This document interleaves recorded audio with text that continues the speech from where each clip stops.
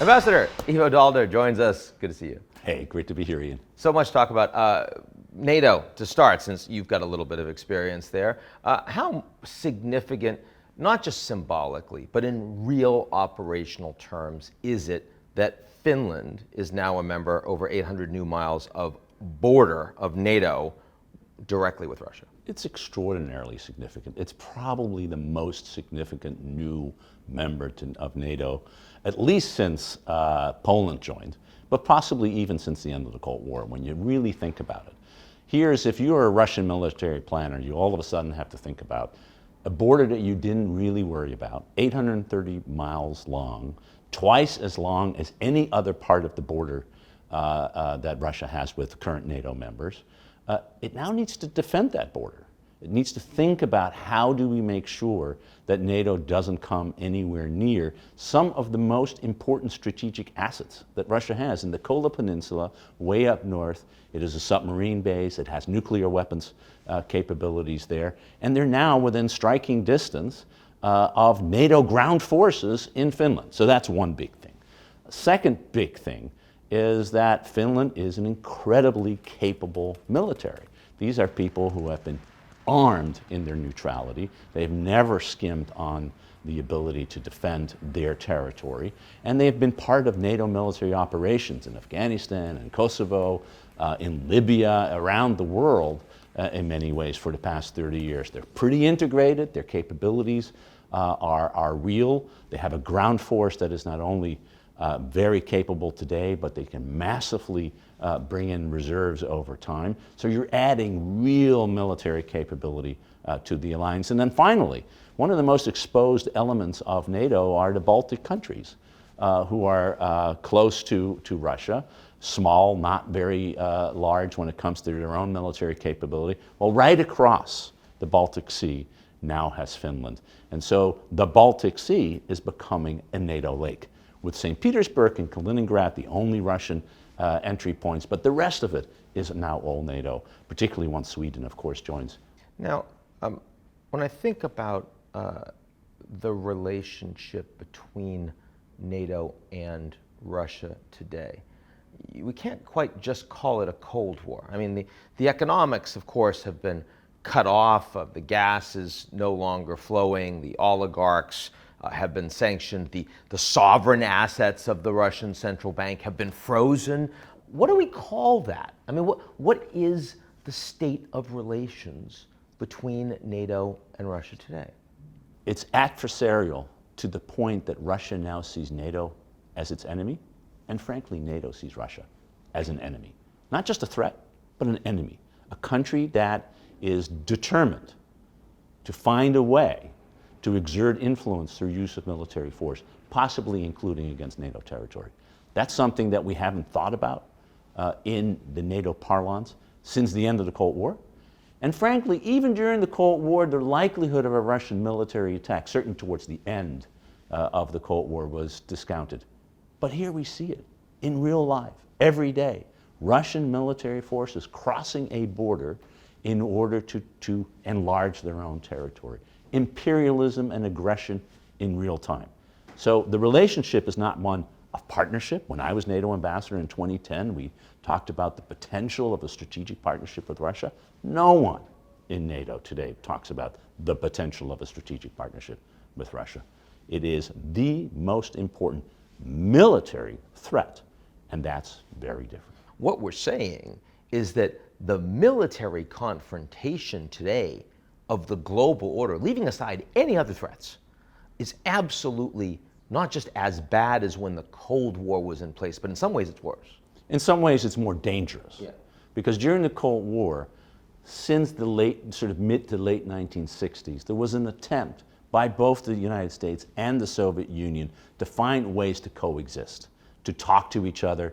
There was arms control, there was the hotline, there were a whole series of agreements that said, let's manage our military competition in a way that we know that the only reason we will ever have a war is if somebody decides that that's what they want to do. No accidents, no escalation, none of that. We even had arms control agreements. We had a European conference on security and cooperation that led in 1975 to the Helsinki Final Act that defined the relationships of all countries in Europe and North America.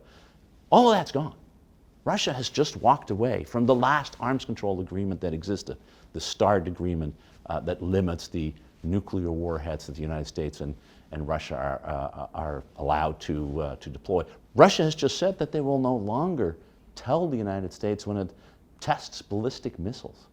We've been doing that for 50 years, we're telling each other, because we want to know if they're testing a ballistic missile that is not an attack. That's all gone. So it's a very, very dangerous military situation in which deep distrust of each other, the possibility of a military confrontation between two nuclear-armed adversaries is larger now than it's probably been since the Cuban Missile Crisis in 1962. Russia just announced that they're going to put tactical nuclear weapons in Belarus. That hadn't existed since the days of the Cold War. In the context of all of these fail-safes that are being taken away, this does feel like an intentionally endangering move. Yeah, clearly Putin is becoming used to rattling his nuclear saber in ways that, frankly, we haven't seen for a very long time. Maybe since Khrushchev was banging his shoe at the UN, of course, the Cuban Missile Crisis. The way that Putin talks and the people around Putin talk about nuclear weapons, Medvedev, his deputy national security chief, talks about nuclear weapons as if they're the same as conventional weapons with just a bigger bang for the buck. It's really worrisome. The actual movement of nuclear weapons potentially to Belarus, as long as they remain under firm Russian control, I actually have less concern about. I don't think that is leading to the first step to nuclear war. I worry about whether the Belarusians are going to be trained to use those weapons, but even so, we have NATO countries that train to use nuclear weapons, even though they don't have them. So I'm not particularly concerned about the technical and tactical details. I'm worried about the strategic impact. What are you trying to do here, Mr. Putin? Are you trying to send a warning that we, the Russians, are willing to defend our gains in Ukraine by threatening and possibly using nuclear weapons? That I'm worried about. I think it's real. I think he's trying to do it to deter the West, and he's been very successful in doing so far. The West has provided arms, intelligence, training, but not troops. And of course, from the Russian perspective, they see themselves as at war with NATO, which is part of why I'm framing this so much in terms of the broader Russia relationship with the West, because that's truly a step. It clearly is that the situation today between NATO and Russia is completely different, certainly than I was there 10, 12 years ago, but even different than it was before February of 2022, when at least you thought you could talk to them in some way. Remember, Putin and Biden had a summit meeting in Geneva in the middle of 2021. There was this idea that you could establish guardrails around the relationship. All of that's gone. The fact that the International Criminal Court, okay, not recognized by the United States as legitimate, but by most other countries they are, directly referring to Putin, finding Putin a war criminal. There's no way to come back from that in terms of Western institutions, is there? The relationship between the United States and the West and Russia is going to be forever painted by this reality that Vladimir Putin is now wanted as a person who committed heinous crimes, credible crimes, taking children away from their parents and putting them in other foster families or whatever you can talk about. It's extraordinary. That doesn't happen normally. He now is accused of that crime, and the ability for the West to have normal relationship with him at the G20 or anywhere else is going to be virtually impossible. It's going to be very interesting to watch if he comes, which is a big if, and if he does come, what the West will do. Now, there is, of course, an enormous difference between the way the collective West feels about Putin and everyone else feels about the West, everyone else feels about Russia, feels about the war. I mean, India is a strong member of the Quad, partner in many ways of the West, but their relationship with Russia is virtually identical to China's relationship with Russia. South Africa's perspective is very aligned. Brazil, Mexico. So, I mean, as soon as you get out of the collective West, suddenly it's not talk about war crimes. It's not talk about Ukraine has to be redressed no matter what. It's these sanctions are hurting us. We need to keep doing business with the largest country geographically in the world with all their resources, and you guys are hurting us. What do we do about that? It's a real problem, and I think people in the White House and in the chancelleries and the Élysées and other places are spending a lot of time thinking about how do we change not only the narrative, because the narrative is important, and clearly the Russians were very good at saying everything that you're suffering as a consequence of this war, higher fuel prices, less food, and therefore higher food prices, and everything else that came from it, is because of the sanctions that the West has inflicted, as opposed to, well, wait a minute, why did these sanctions get imposed in the first place? Because you invaded another country.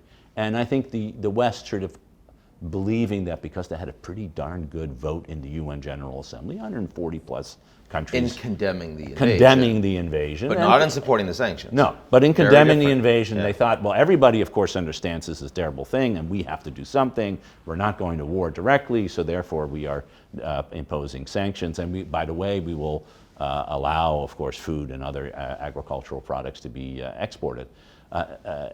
We didn't think that people would see the sanctions as the problem as opposed to the invasion. And in fact, that is the reality. The reality is when you're the man or a woman on the street in Brasilia or in Johannesburg or frankly in Delhi and your fuel and food prices have gone up, you're going to say, wait a minute, where's the problem here? It must be the West, it's not Russia.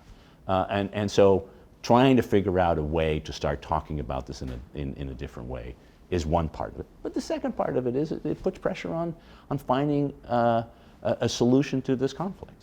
And it's not a surprise that at the G20 meeting in Indonesia, the intervention by the Ukrainian president was to lay out a 10-point peace plan. And there is the question, at what point does military confrontation start to compete more effectively with diplomatic engagement and in terms of how to talk about this war? We're not quite there yet. There's a pending Ukrainian offensive. But it feels closer, doesn't it? It does feel closer. Yeah. I think people know that the war is starting to hurt the image, but more importantly, that there isn't a lot of juice left in the war, in the sense that there is enough materiel and enough manpower to continue with the high intensity that we currently have. Lower intensity, probably for months, if not years, possibly even decades. After all, this war at a low intensity point started in 2014. Right. It's been going on for almost 9 years. But that, at that point, you start thinking about, well, is there a way that we can start talking about it? Today, no, can't say that. A final question for you. It is at least possible, maybe even reasonably likely, that Erdogan loses in May, his election. He has been, without question, the most recalcitrant, the most problematic NATO ally. I've had Richard Haas on this show saying they should be taken out of NATO. They shouldn't be an ally. How much will it matter? What will the impact be if Turkey is post-Erdogan? It'll matter a lot because For not NATO. only, it'll certainly matter for Turkey. I know that. But it'll matter for NATO in part because the opposition is today campaigning very much on the platform to lean more to the West. And so it has an interest once it does come to power, once you have a new parliament and a new president, to demonstrate to its allies, the United States, but also its allies in Europe, that it is and will be a good ally. First thing it will do, presumably, is allow Sweden to come in to NATO. But more importantly, it will start talking in a way that Turks used to talk.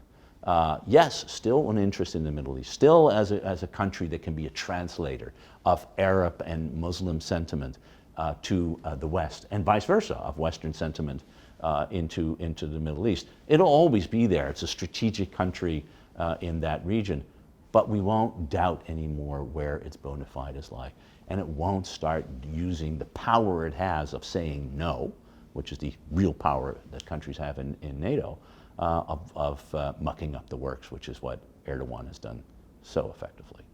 Ivo Daalder, thanks for joining. Always a pleasure, Ian.